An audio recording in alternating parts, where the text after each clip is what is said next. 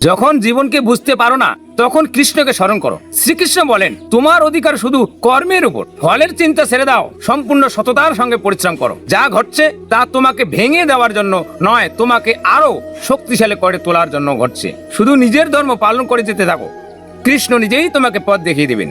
কখনো কি এমন হয়েছে তুমি নিজের সর্বোচ্চ চেষ্টা করছো অথচ জীবন বারবার তোমাকে হারিয়ে দিচ্ছে? একটা ছোট্ট শহরে রাহুল নামে একটা ছেলে থাকতো। তার একটা স্বপ্ন ছিল, সে একটা সরকারি চাকরি করবে। প্রতিদিন ভোরে উঠে পড়াশোনা করত, দিনের পর দিন, মাসের পর মাস। কিন্তু প্রথম পরীক্ষায় সে ব্যর্থ হলো। সে ভাবলো হয়তো আমি পারবো না। তারপর দ্বিতীয়বার চেষ্টা করলো, আবারও ব্যর্থ। এবার সে সত্যি ভেঙে পড়লো। এক রাতে বই বন্ধ করে সে নিজের ঘরে চুপচাপ বসেছিল।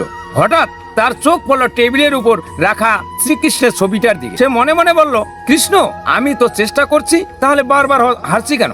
কিন্তু সেই রাতেই একটা ঘটনা ঘটলো। পরদিন সকালে রাহুল তার পুরানো খাতা খুললো, দেখলো প্রতিটা ভুলের পাশে সে নিজেই কারণ লিখে রেখেছিল। কোথাও সে সময় নষ্ট করেছে, কোথাও পড়া ঠিক মতো বুঝতে পারেনি, কোথাও শুধু ফলের চিন্তা করেছে, কাজের দিকে মন দেয়নি।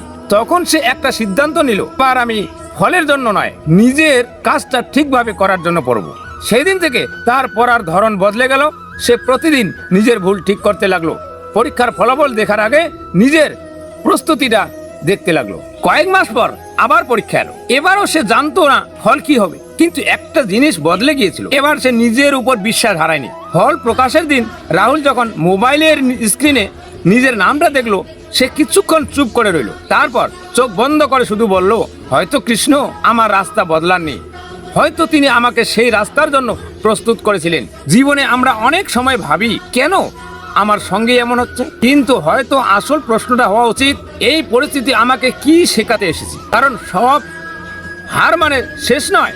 কখনো কখনো একটা ব্যর্থতা আমাদের সেই মানুষটায় পরিণত করে যে মানুষটা সফলতার জন্য প্রস্তুত। তাই আজ যদি তোমার জীবনেও কিছু ঠিকঠাক না চলে, হাল ছেড়ো না, তোমার কাজটা সততার সঙ্গে করে যাও। কারণ তুমি হয়তো এখনো ফলটা দেখতে পাচ্ছ না, কিন্তু কে জানে তোমার জীবনের সবচেয়ে বড় পরিবর্তনটা হয়তো এই কঠিন সময়টার পরেই অপেক্ষা করছে। এখন তোমার কাছে একটা প্রশ্ন, তোমার জীবনে এমন কোনো ব্যর্থতা আছে যেটা সেই সময় অভিশাপ মনে হয়েছিল কিন্তু পরে আশীর্বাদ হয়ে দাঁড়িয়েছিল?